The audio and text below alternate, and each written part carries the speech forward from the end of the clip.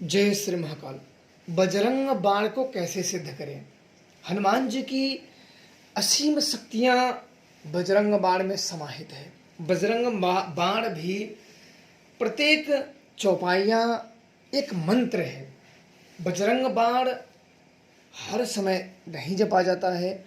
विशेष परिस्थिति में आने के बाद ही बजरंग बाण का जाप किया जाता है, क्योंकि बजरंग बाण में दुहाई, कसम, आन सब दिए गए हैं। बजरंग बाण को अगर आप सिद्ध कर लेते हो तो कोई भी शत्रु आपसे आंख नहीं मिला पाएगा। शत्रु कितना भी बलशाली क्यों ना हो, अगर बजरंग बाण की सिद्धि आप कर लेते हो तो बड़े से बड़े शत्रु बजरंग बाण के समक्ष अपने घुटने टेक देते हैं। क्यों? क्योंकि हनुमान जी महाराज स्वयं ही अपना वज्र गदा लेके उसकी पिटाई करने लगते हैं।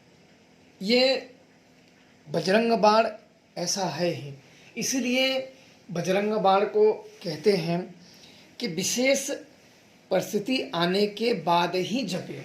हमेशा बजरंग बाण का जप नहीं करना चाहिए। आप अगर बहुत संकटों में घिर गए हो, शत्रु आपको परेशान कर रहा है और शत्रु से किसी भी प्रकार के बचने का मार्ग आपको समक्ष नहीं दिख रहा है, तब आप बजरंग बाण का अनुष्ठान आप कर सकते हो।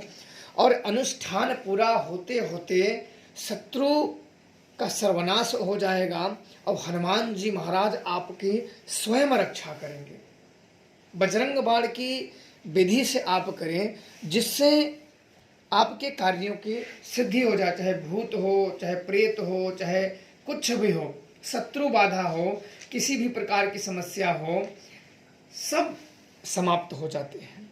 बजरंग बाण को सिद्ध करने से पहले सर्वप्रथम आप लोगों को पूरे तरीके से बजरंग बाण को याद कर लेना है। जब बजरंग बाण आप सबको पूरी तरीके से याद हो जाए, निश्चय प्रेम प्रतीति विनय करे सन्मान, तहिके कारण सकल शुभम सिद्ध करे हनुमान।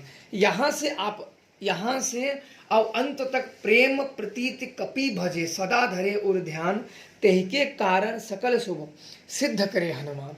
मतलब शुरू से अंत तक पूरी तरीके से बजरंग बाण को याद कर ले। जब बजरंग बाण याद हो जाए तब आपको इनके अनुष्ठान करने का प्रयास करना चाहिए। ऐसे नहीं करना चाहिए। पहले आप लोग पूरी तरीके से तैयार हो जाओ, क्योंकि यह क्रिया करने से पहले स्वयं आप मानसिक रूप में, शारीरिक रूप से मजबूत हो और पूरी तरीके से आप तैयार हो जाओ, तब बजरंग बाण को करने का प्रयास करना चाहिए।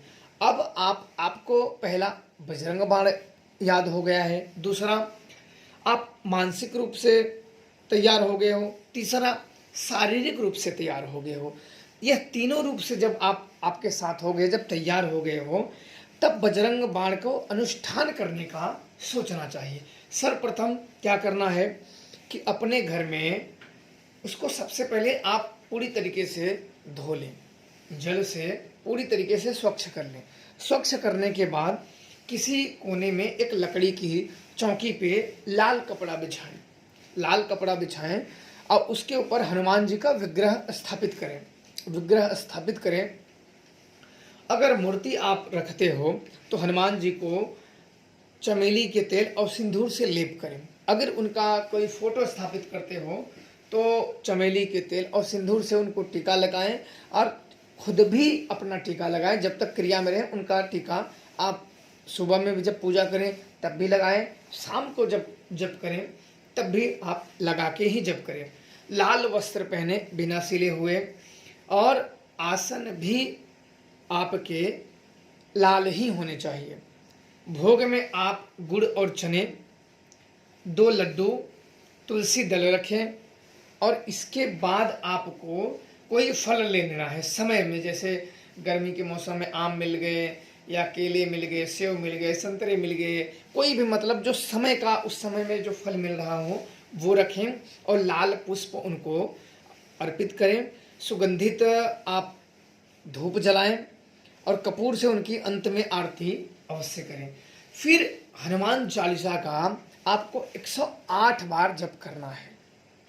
ध्यान रहे, संकल्प लेके कि हे हनुमान जी महाराज, आप अपना नाम बोले, अपने पिता का नाम बोले, अपना नाम बोले, अपना गोत्र बोले, संकल्प लें और जल जमीन पे छोड़ दें। फिर आप 108 बार हनुमान चालीसा का जप करें। 108 बार जप करने के बाद भोग वहीं पड़े रहने दें। अगले दिन आप उसका स्वयं खा सकते हैं।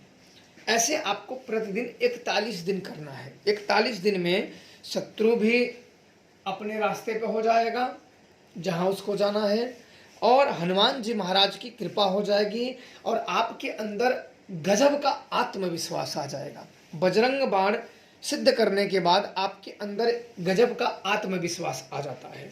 भूत प्रेत नेगेटिव शक्तियाँ ये तो घर ही छोड़ के भाग जाती हैं। किसी भी प्रकार की नेगेटिव शक्तियों का, प्रेती बाधाएं शक्तियों का अगर घर में निवास हो तो ये घर छोड़ के फरार हो जाती हैं। और आपको इसमें सावधानी रखनी है। याद रखें, ब्रह्मचर्य का पालन करें, चोरी ना करें, निंदा न करें, चुगली न करें, किसी को अपमानजनक शब्द न बोलें, साधुजन का, गुरुजनों का मान सम्मान करें, उनको अपमान न करें, उनके बारे में कभी बुरा न बोलें, क्योंकि ऐसे शब्द बोलेंगे तो हनुमान जी की कृपा या उनकी सिद्धि मिलना बहुत ही कठिन हो जाता है। इसलिए सम्मान से ज़्यादातर है तो मौन ही रहें और नियम का पालन करें।